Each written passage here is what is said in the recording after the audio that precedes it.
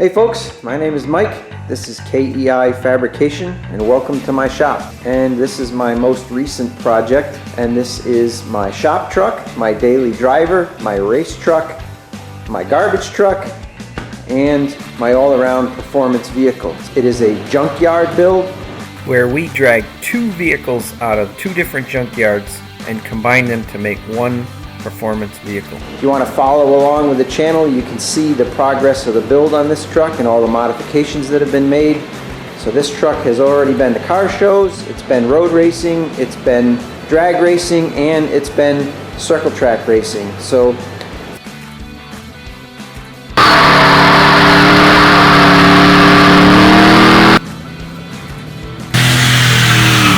we've got a bunch more new projects in the queue. We're looking forward to meeting more of you. And for those of you who've been with the channel for a while, thanks so much for watching. I appreciate your comments and the interaction and encouragement. I hopefully through this project we've gained some credibility with you folks. And let's see what's coming up next. Hey folks, we're back at the junkyard for round two, and I had spotted these a while back, and the owner of the auto parts dismantling place here gave me permission to take these wheels. They are 17-inch wheels. I believe they're 8 inches wide, and right now it has 245/40 17s on there. So I'm going to try them to see how the offset works and how they fit on the fenders of the truck. I think it'd be really cool if I could put some meats under it like that. So I'm going to grab the jack, swipe a couple of these, and test fit both front and rear on the truck.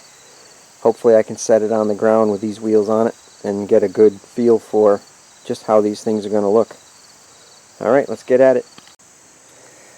Well, I got the ones off the car that were on the car. The fourth one was in the interior and now it's missing, so it's either gone, somebody stole it and got the 10 bucks it was worth for scrap, or they used it to hold up a car like I did some that I scavenged here to hold up this one. I do that as a courtesy to the yard owner so he can get forks under it and not have to struggle with it in the dirt. And somebody may have used that rim around here to do the same thing. I just need to find out which car it's under, and if it's not, chances are it's gone, and these rims might not be of any value to me at all because there's only 3.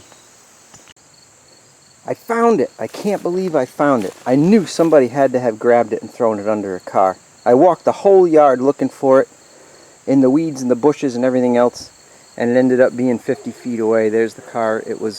This one was actually inside the cabin of the car. So somebody just reached in, grabbed it, came over here to this Accord, needed something off it, threw it under there to prop it up. So I just went and retrieved my jack. I'm going to jack it up, and then I'll have a set of 4 to test fit on the Mazda. There it is. Man, I can't believe I found it. I really thought somebody just grabbed it for the 10 bucks it was worth and scrapped it. So, man, sometimes it just pays to be a stubborn swamp Yankee.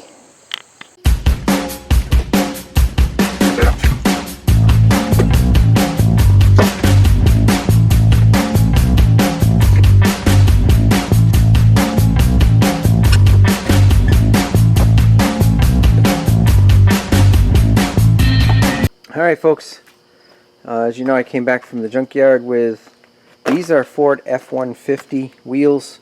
I got those to basically be a spare set of rims for drifting or even putting slicks on or whatever. I'm starting to feel like Taylor Ray here. I got tires everywhere. These are the 17, I believe, by 8 rims. They're an aftermarket brand, I believe. They're kind of cool looking.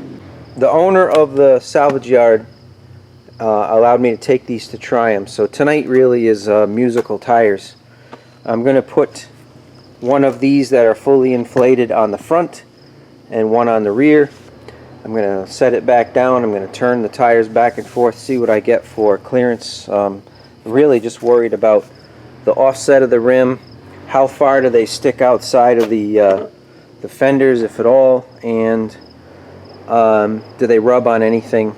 Like I said, the fronts I'm worried about rubbing on inner fender wells and control arms and tie rod ends and sway bars and stuff. So it's one of the things I definitely need to get done tonight, because once all of the power steering parts come in, I basically can't play anymore. I got to get it done. This is the 8.8 out of that Explorer that you saw me dragging through the junkyard. My plan is to weld the spider gears on the open. This is a non-posi, it's an open diff carrier. I'm going to weld the spiders on that with the axles installed, with the carrier installed in the housing. So it'll minimize the distortion that takes place when you weld these things up, and maybe changes the location of the spider gears and things like that, and the side gears. So I want to make sure that it's assembled when I do that. Eventually this housing will be cut down and become a spare. This is also 373s, so in the process of doing this carrier swap, if for some reason I end up ruining a ring and pinion, hopefully these will be a good spare. The reason why I'm going through all of this is I was invited to a drift clinic at Thompson, Connecticut on Saturday. This is Monday, so I'm trying to get all this stuff done. The last thing I want to try to do on Friday, or even I have to work late Thursday, so you know, maybe Wednesday night, hopefully the spiders will be welded up, and I can swap the carrier and swap the ring gear that's in there now onto this carrier. And in the meantime, I think while my posi carrier is out, I may order a set of clutches and put it in that carrier. They're just weak, they're too unpredictable. Even on the road course, as soon as one tire unloaded, it would override the clutches and it just wouldn't hook back up. So high miles on it, so it's totally expected.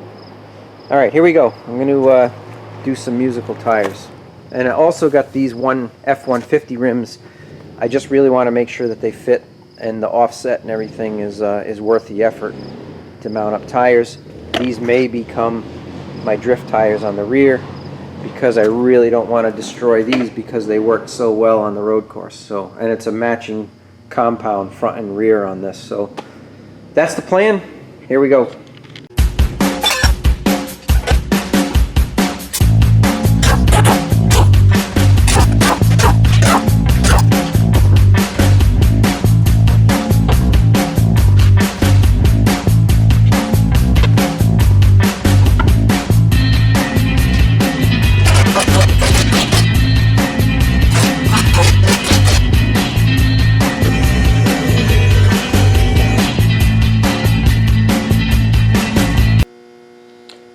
I don't know, folks, so far these are keepers. One of the things I was concerned with it being an inch wider rim, is it going to stick out any further? And it is exactly the same on the outside as it was for the tires that were on there. Same thing with the back. I don't know if you can see all the way to the back, but I'm going to go around the back now. The other thing I was worried about is, I know I tried 26 by 10s on this and they required spacers. These are I believe 8-inch wide rims, and we got plenty of room up at the top between the fender, inner fender well. We've got plenty of room between the traction bar and the leaf spring, and once again, it is perfectly flush with the outside of the bed, so I like it.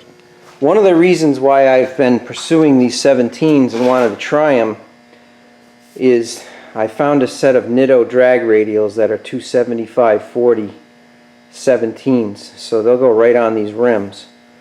They're brand new, the price is reasonable, so I didn't want to dump a bunch of money into rims if I couldn't find tires, and vice versa. So particularly in the realm of slicks. So getting 17s of this profile and this width, I'm not going to be able to find many used takeoffs without spending a lot of money for them. So really, even though I wanted all 4 of them just in case I happened across a decent set, I'd really like to run the truck with them because they're cool.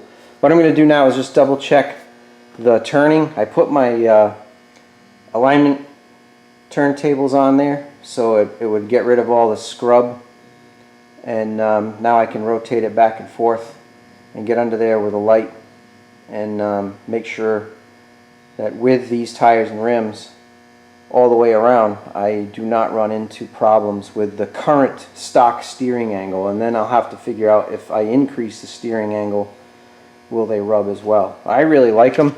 They look kind of cool. I think they'll clean up well. They were in a junkyard, as you know, and kind of abused. I'm going to try some of that Eagle One alloy wheel cleaner, and if not, I'll paint them. You know, they're cheap enough, so we'll see. All right, let's see how we have for clearance. So far, I really like what I see.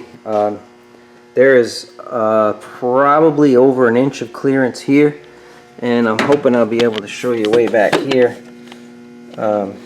where the tire turns in towards the inner wheel well, and there's actually a substantial amount of room back here for even more steering angle in this direction.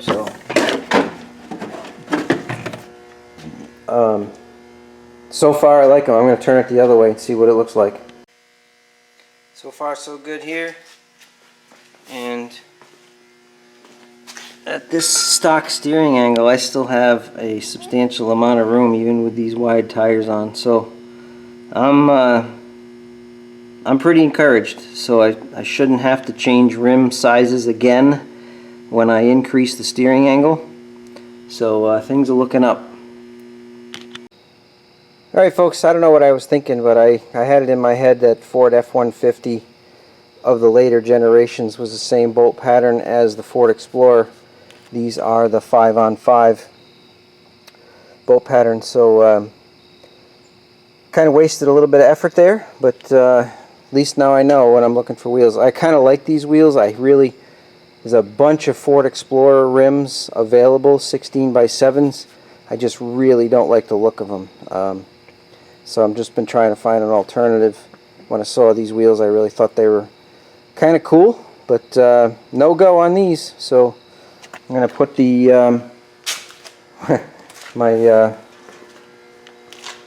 what I'll say are my road race package tires on for now, and we'll continue to look for some 16x7s to go drifting with.